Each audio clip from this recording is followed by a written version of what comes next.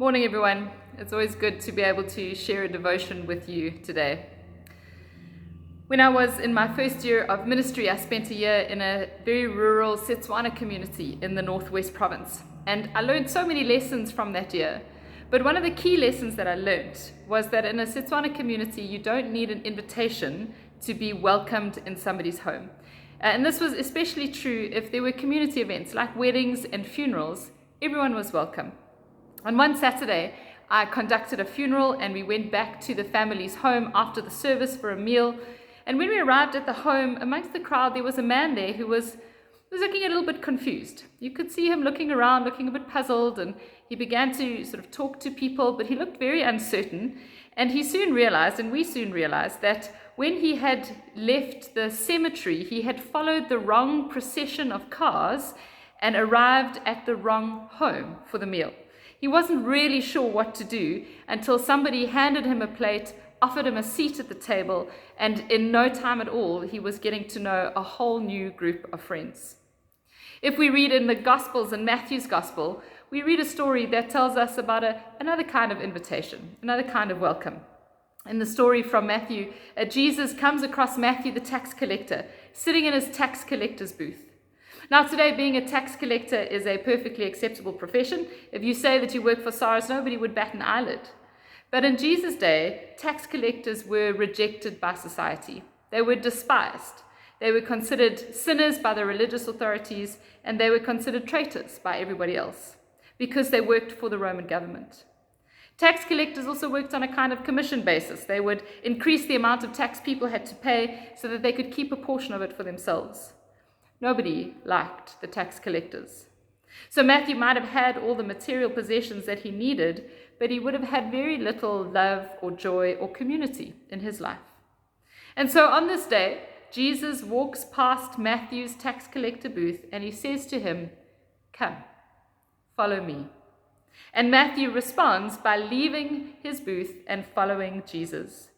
Later, Jesus is having dinner at Matthew's home with some of the other tax collectors and various other people who were considered unacceptable by society. And while he's having dinner, the religious leaders ask the disciples why Jesus, who claims to be someone important, is having dinner with sinners. And Jesus' reply is that it is not the healthy who need a doctor, but the sick, and that he has not come to call the righteous, but the sinners. And what we have in this encounter is, in its simplest form, the grace of God at work. Because firstly, Jesus calls Matthew in his place of deepest need. Matthew was cast out by everybody else, but Jesus found him where he was. And when he found him, he invited him into a new kind of life, a life of acceptance, of friendship, of welcome, a place at the table. But the really good news is that this invitation was not based on anything Matthew could do or should do or would do. Matthew didn't have to clean himself up first, sort himself out, and then find God. God found him in his tax collector's booth, in his place of deepest need. The grace that was offered was not because of who Matthew was, but it was because of who God is and God's unconditional, relentless love for all people. So God's grace found Matthew when he was in a dark place and called him into the light, into life. That same grace that Jesus showed Matthew on that day is the kind of grace that God shows us today.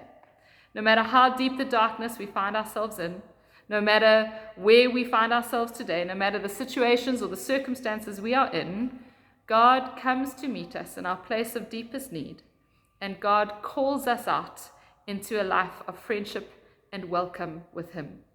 Whatever it is that you hold in the depths of your heart today, God knows and God loves. And it is in that place that God comes to call each one of us into life. God offers to each one of us the invitation to follow him into life, a life of acceptance, of friendship, of hope, and of belonging. And in those moments when you feel like you don't belong, when you find yourself looking around wondering how it is that you ended up here, it is in that moment that God offers us a plate and a chair and a seat at the table and says, "Welcome, my friend." Amen.